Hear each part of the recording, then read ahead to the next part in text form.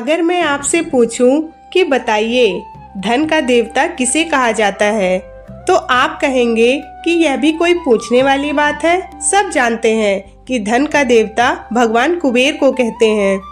पर मैं अगर कहूँ कि भगवान कुबेर पहले एक चोर थे, तो क्या आप विश्वास करेंगे? यहाँ पर विश्वास करना थोड़ा मुश्किल लग रहा है ना?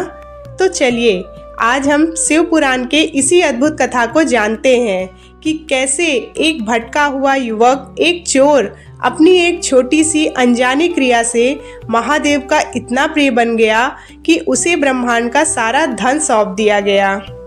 शिव पुराण के अनुसार कुबेर के पूर्व जन्म और उद्धार की यह कथा रुद्र संहिता के सृष्टि खंड में वर्णित है। प्राचीन काल में काम्पिल्य नगर में दीक्षित नाम के एक बहुत ही विद्वान ब्राह्मण रहते थे। वे भगवान शिव के परम भक्त थे। उनका एक पुत्र था गुणनिधि। दीक्षित जी ने उसे अच्छे संस्कार देने की कोशिश की, लेकिन संगति का असर कुछ और ही हुआ। गुणनिधि जुए, शराब और चोरी जैसी बुरी आदतों में पड़ गया। वह अपने घर के कीमती सामान चुराकर बेचने लगा।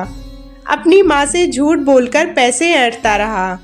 पिता को इस बात की खबर ही नहीं चली, क्योंकि माँ ममता के कारण पुत्र के अपराधों को छिपाती रही। लेकिन एक दिन सच सामने आ ही गया। पिता ने उसे घर से निकाल दिया। अब गुणनिधि दर दर की ठोकरें खाने लगा। न खाने को अन्न था, न ही सिर छुपाने को छत। भटकते भटकते गुणनिधि एक अनजाने शहर में पहुंच गया। भूख से उसकी अंतड़ियां जल रही थीं। तभी उसने देखा कि कुछ लोग हाथों में प्रसाद और पूजा की सामग्री लेकर एक शिव मंदिर की ओर जा रहे हैं। वह दिन महाशिवरात्रि का था। भूख से व्याकुल गुणनिधि के मन में श्रद्धा नहीं बल्कि लालच जागा। उसने सोचा, अगर मैं मंदिर में छिप जाऊं तो रात में जब सब सो जाएंगे तो मैं भगवान को चढ़ाया गया वह स्वादिष्ट प्रसाद चुराकर अपनी भूख मिटा सकूंगा। वह मंदिर के एक कोने में छिप गया। पूरी रात वह जागरण देख रहा था। भक्तगण शिव महिमा का गान कर रहे थे। अनजाने में ही सही, उस रात गुणनिधि ने ना कुछ खाया और ना ही सोया। इस प्रकार उसका महाशिवरात्रि का उपवास भी हो गया और जागरण भी। आधी रात बीत चुकी थी। मंदिर के पुजारी और भक्त सो चुके थे। मंदिर में लगा दीपक बुझने ही वाला था। गुणनिधि दबे पांव गर्भगृह की ओर बढ़ा। वहां बहुत अंधेरा था। उसे प्रसाद की थाली दिखाई नहीं दे रही थी। दीपक की लौ इतनी कम थी कि वह कुछ भी देख नहीं पा रहा था। तब उसने अपनी फटी हुई धोती का एक हिस्सा फाड़ा और उसकी बत्ती बनाकर बुझते हुए दिए में रख दिया।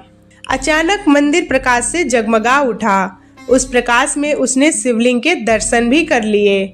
लेकिन जैसे ही वह प्रसाद लेकर भागने लगा, उसका पैर एक सोए हुए भक्त से टकरा गया। शोर हुआ, लोग जागे और भगदड़ में गुणनिधि मारा गया। एक अपराधी की मृत्यु हुई थी, लेकिन चमत्कार होना अभी बाकी था। यमराज के दूत गुणनिधि की आत्मा को लेने आए। वे उसे नरक ले जाना चाहते थे, क्योंकि वह जीवन भर पापी ही रहा था।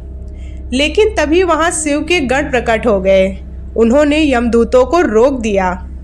यमदूत हैरान हो गए। उन्होंने पूछा, यह तो चोर है, इसने कभी धर्म नहीं किया, फिर आप इसे क्यों ले जा रहे हैं? शिवगणों ने उत्तर दिया, भले ही इसने लालच में किया, पर आज महाशिवरात्रि थी।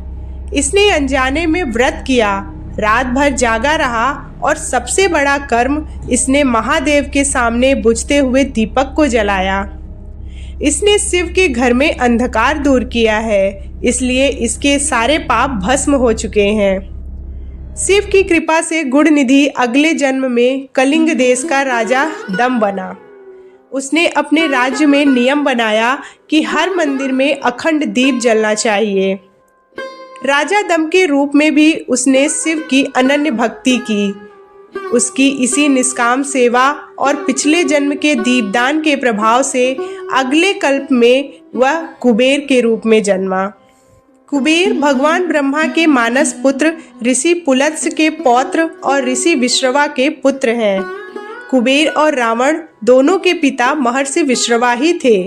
कुबेर का जन्म विश्रवा की पहली पत्नी इडविडा या देवांगना से हुआ था, जबकि रावण का जन्म उनकी दूसरी पत्नी कैकसी, जो कि एक राक्षसी थी, उससे हुआ था। इस नाते कुबेर प्रसिद्ध राक्षस राज रावण, कुंभकर्ण और विभीषण के सौतेले भाई हैं। कुबेर जन्म से ही सात्विक और धार्मिक स्वभाव के थे। उन्होंने अपने पिता को छोड़कर हिमालय पर भगवान ब्रह्मा की हजारों वर्षों तक कठोर तपस्या की। उनकी भक्ति से प्रसन्न होकर ब्रह्मा जी ने उन्हें वरदान में उत्तर दिशा का रक्षक नियुक्त कर दिया। उन्हें देवताओं के खजाने का रक्षक और धन का स्वामी बना दिया गया और उन्हें मन की गति से चलने वाला दिव्य पुष्पक विमान भेंट किया गया। ब्रह्मा जी के आदेश पर विश्वकर्मा ने कुबेर के लिए समुद्र के बीचों बीच स्वर्ण नगरी लंका का निर्माण किया। कुबेर वहां सुखपूर्वक राज्य कर रहे थे, लेकिन बाद में उनके सौतेले भाई रावण ने अपनी शक्ति के अहंकार में लंका पर आक्रमण कर दिया।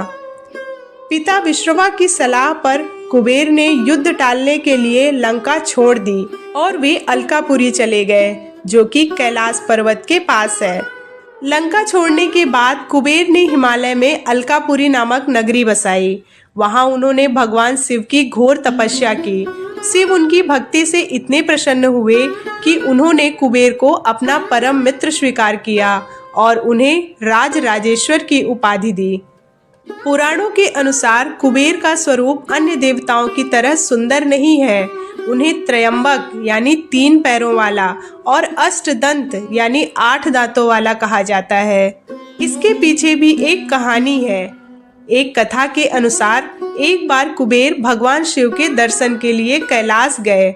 वहां शिव जी को माता पार्वती के साथ बैठा देख कुबेर देवी पार्वती की दिव्य सुंदरता और तेज को एकटक निहारने लगे। देवी पार्वती को लगा कि कुबेर उन्हें बुरी दृष्टि से देख रहे हैं। क्रोधित होकर माता पार्वती ने कुबेर को श्राप दे दिया, जिससे उनकी एक आंख फूट गई और उनका शरीर विकृत हो गया। जब कुबेर ने स्पष्ट किया कि वे केवल माता के तेज और उनकी तपस्या की महिमा को देख रहे थे, तब शिव जी के कहने पर माता पार्वती ने उन्हें क्षमा कर दिया।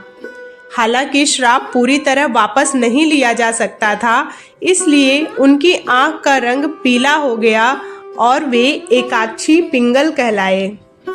कुबेर शब्द का संस्कृत में अर्थ ही कुरूप होता है, या जिसका शरीर बेडौल हो उसे ही कुबेर कहते हैं।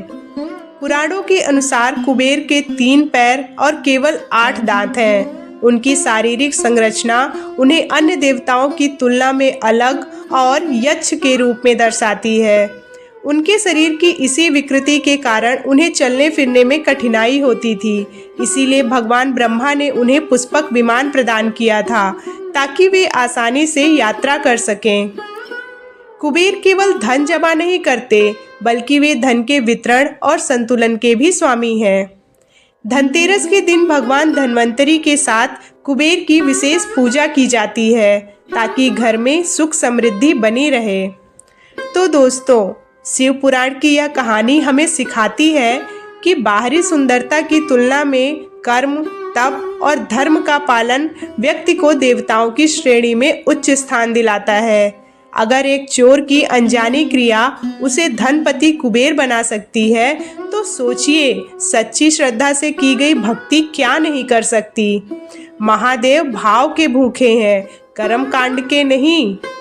तो अगली बार जब आप मंदिर में एक छोटा सा दिया जलाएं, तो याद रखिएगा वह छोटा सा प्रकाश आपकी किस्मत के अंधेरे को भी मिटा सकता है।